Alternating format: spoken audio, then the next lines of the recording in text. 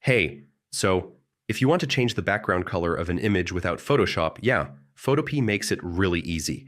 In this quick guide, I'll show you how to do it step by step. First, open Photopea and load your image. Just click Open from Computer and select the photo you want to edit. Next, go to the Layers panel, so click the background layer so you can edit it properly. Alright, if the layer is locked, just click the lock icon to unlock it. I mean, you need this to make changes. Now choose the Paint Bucket tool or add a solid color layer. This is where you actually set the new background color. Next, pick your color and click on the background. So the entire background will change instantly. All right, if needed, adjust brightness or contrast so your subject blends nicely with the new background.